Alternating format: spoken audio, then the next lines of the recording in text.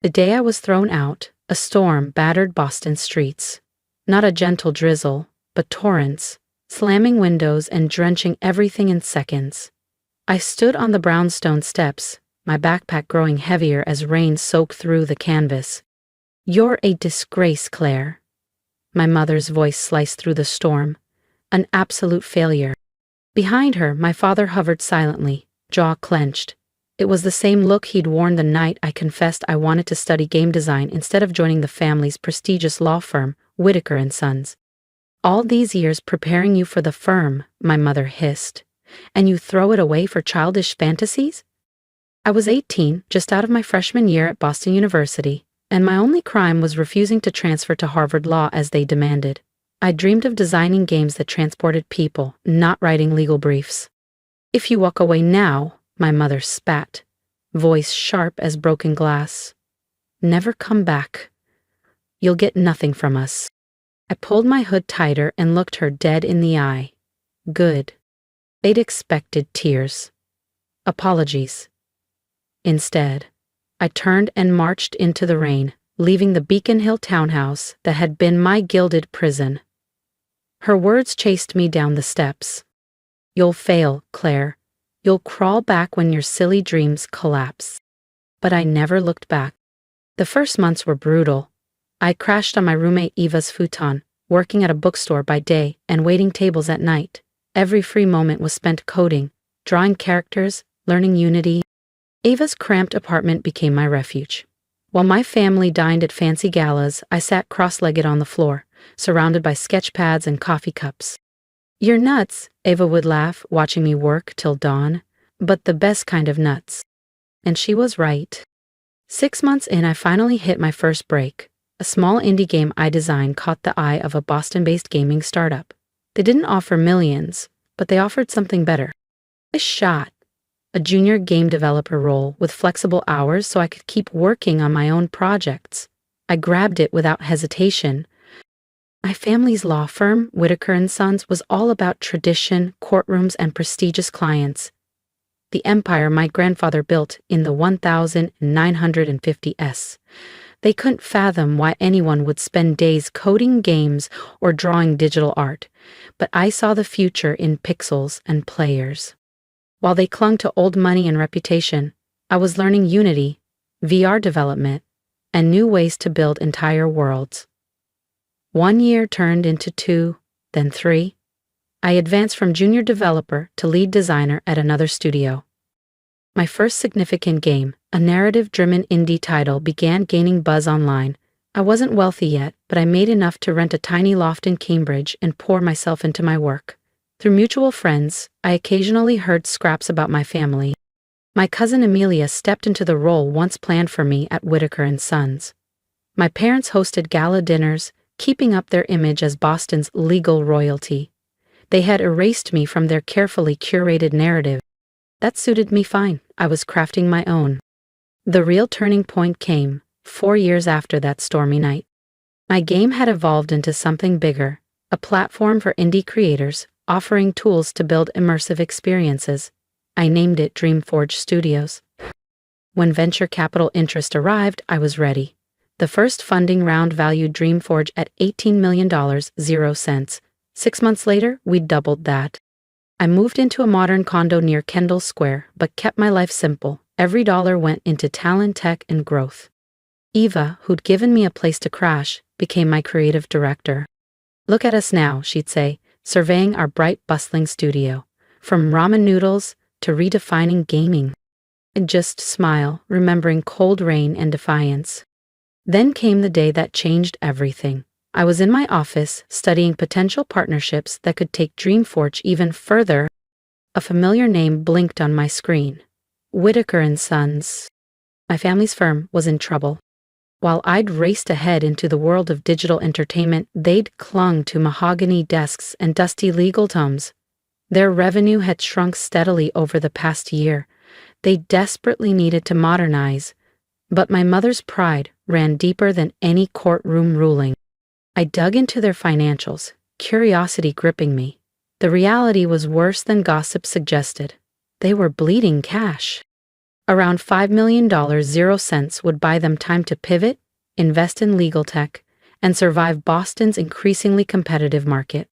I sat there staring at spreadsheets when my phone lit up. The number was one I hadn't seen in 6 years. But I'd never forget it. My mother's number. I let it ring 4 times, each chime echoing the night she'd said, "You're a disgrace, Claire, an absolute failure." On the 5th ring, I answered. "Hello, Mother," I said evenly. "I've been expecting this call." Silence stretched so long, I wondered if she'd hung up. Then she cleared her throat. "Claire," she said, voice stripped of its usual steel, "we need to talk." I leaned back, watching rain trace paths down my office windows. "Yes," I said. "We do." The Whitaker Sons building hadn't changed.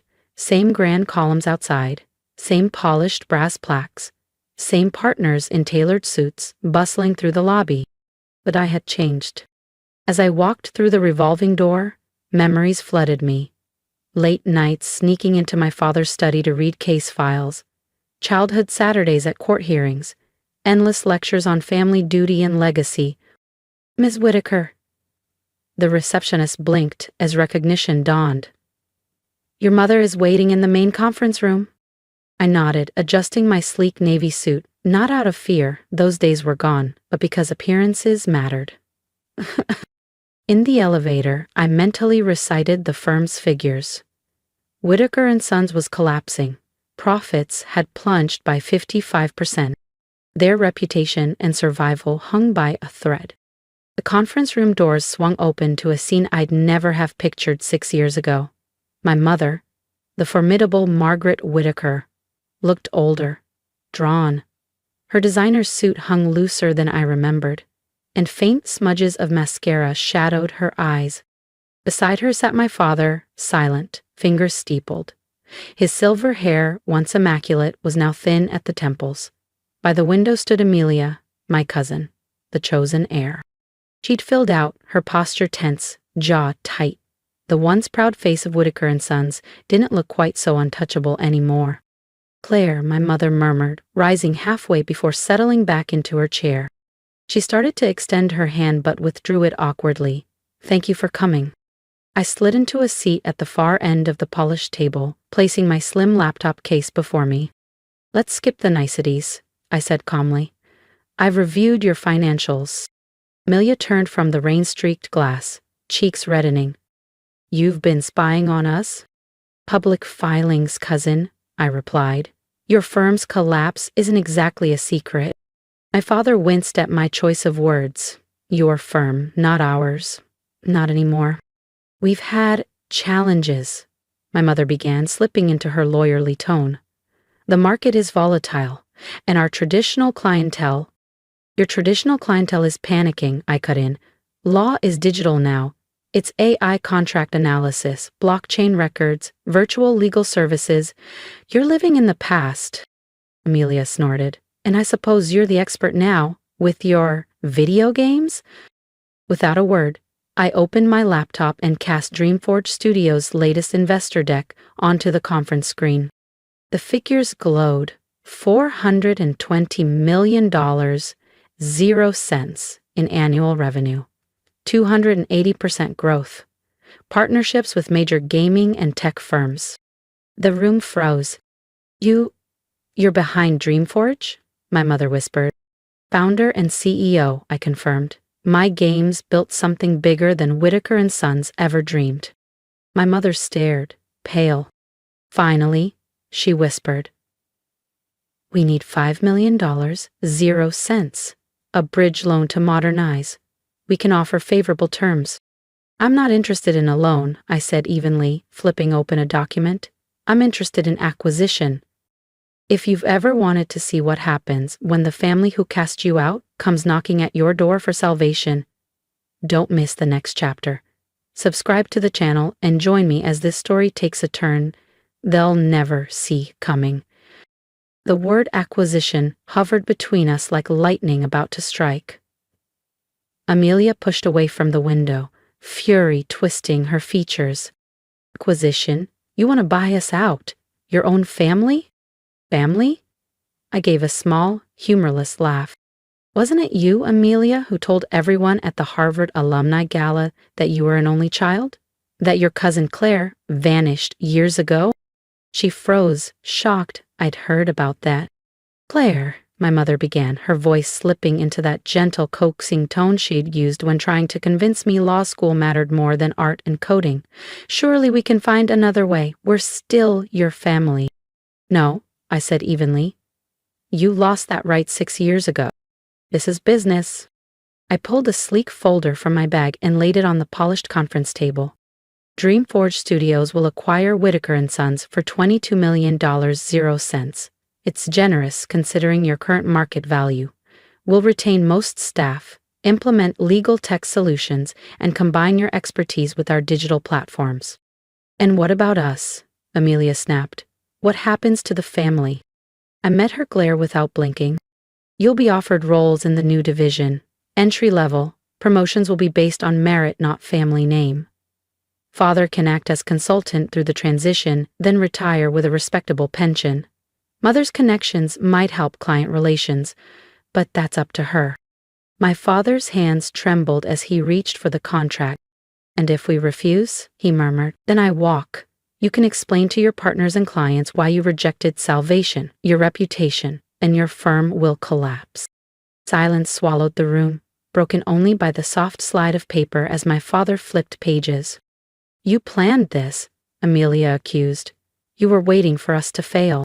I rose, adjusting my blazer. No, Amelia, I was too busy building success to waste time waiting for your failure. My mother cleared her throat. How long do we have? I picked up my folder. The offer expires at midnight, not a second later. Midnight? My father's voice cracked. That's impossible. We need time to consult our partners, to explore other options. My mother's voice trembled. You don't have other options, I said, calm and precise, and you don't have time. 6 years ago, you gave me 5 minutes to choose my entire future. I'm giving you 12 hours. I'd say that's generous. I headed for the door but paused, glancing over my shoulder. Oh, and one more thing. I turned fully to face them. When you sign, and you will sign, I want you to use the same Mont Blanc pen you used to sign the letter refusing to fund my transfer to art school. The one engraved with Whitaker and Sons. I believe it's still in your desk drawer, Mother. The flicker of shock across her face told me I was right. She remembered that pen, and what it had destroyed. How did you, she began. I'll be back at 11:45 p.m., I interrupted. Try not to be late, time is money. Isn't that what you always taught me? Then I left them in a conference room, heavy with shattered pride, and a contract that would rewrite history. As the elevator doors whispered shut, my reflection stared back at me from brushed steel. For the first time in that building, I saw a victor. The next 12 hours would be fascinating. 11:43 p.m., Boston's skyline glittered below the Whitaker Sons conference room like stars scattered on midnight silk. I stood at the window where Amelia had stood that morning, my silhouette overlapping the neon glow. The door clicked open. Punctual. My mother entered first, followed by my father and Amelia. All three looked drained, shadows beneath their eyes. My mother clutched a slim leather pen case, white knuckles giving her away. The partners approved the acquisition, she said hoarsely. I turned, absorbing their defeated posture. I expected nothing less, I said softly. You had no other choice. Amelia collapsed into a chair, loosening her silk scarf. You've won, Claire. Is that what you wanted? No, I replied steadily. What I want is the truth. My father sagged into a seat. You were too much like him, he whispered, like your grandfather. Edmund Whitaker was a visionary, my father began, voice rough as gravel. He saw changes coming long before anyone else. In the 1950s, when everyone clung to old traditions, he embraced technology, streamlined operations, took bold risks. The partners thought he'd lost his mind. Even his own father called him reckless. He lifted the pen case, opening it with fingers that trembled slightly. But he proved them all wrong, built this firm from nothing into a powerhouse, He looked up, eyes glassy. And you, he swallowed, you've got that same fire, that same relentless drive. It terrified me. Because I'm not like you, I finished gently, realization dawning. You're a caretaker, not a builder. You wanted the firm frozen in time the way you inherited it. I wanted stability, he whispered. Security. When you started talking about AI legal tools, virtual hearings, transforming everything, I saw Edmund in you. He glanced away, and I remembered how scared I'd been every time my father risked the firm's future on something new. My mother touched his shoulder. We thought we were protecting you, and Amelia? She's like your father. Careful. Predictable. Or, I leaned forward, hands on the table, and look where the safe bet got us, on the brink of collapse, while the so-called dreamer built a tech empire. My father exhaled shakily. We were wrong about everything, about you. He pulled out the Whitaker Sons pen, the same one he'd used to deny my art school application. Its gold engraving glinted under the lights. Before I sign, he said softly, I need to know. What happened after that night? How did you survive? I sat opposite him, a surprising tenderness rising in my chest. The first months were brutal. 2 jobs, crashing on Ava's futon, coding until dawn. But I had something you never gave me. Freedom to fail, my mother echoed. Yes, when your own family abandons you, every small win feels huge, and every failure just another lesson. I pulled out my phone, showing them my first game. Glitchy, ugly, barely playable. But it worked, and each version got better. Amelia leaned closer. And the investors? I didn't chase them, I said. They came to me. I already had paying users. I didn't need their money. They needed my innovation. Just like Whitaker Sons needs it now. My father held the pen like it weighed a ton. And once we sign, what happens to us? Exactly what I told you. Amelia starts fresh. Mother uses her networks. And you, father? You get to watch the firm become what grandfather dreamed it could be. He hesitated.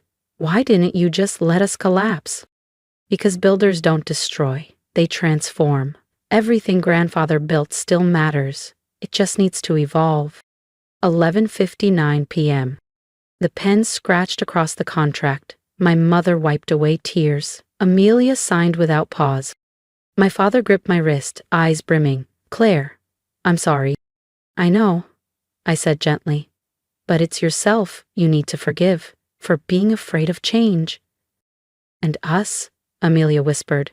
Can we ever be a family again? That depends. Are you ready to build the future instead of clinging to the past? They all nodded. Then yes, board meeting at 9, don't be late, we've got a firm to rebuild. As I rode the elevator down, I thought of the 18-year-old with a backpack and a stubborn spark of ambition. If someone had told her she'd own the building she was thrown out of, she'd have laughed through tears. But dreams don't need permission. They just need someone brave enough to chase them. Outside, Eva waited, grinning. How'd it go, boss? I held up the contract.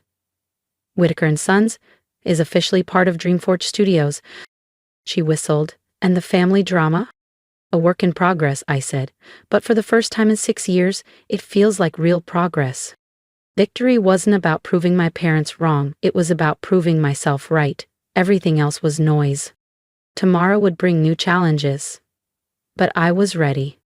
After all, I was Claire Whitaker, the so-called failure who became the builder of her own empire. And this was just the beginning. If you believe dreams deserve a fighting chance, stand with me. Drop a comment and tell me what risks you've taken, or wish you could. Remember, proving yourself right matters more than proving others wrong. Chase your future. And don't forget to subscribe so we can keep building ours together.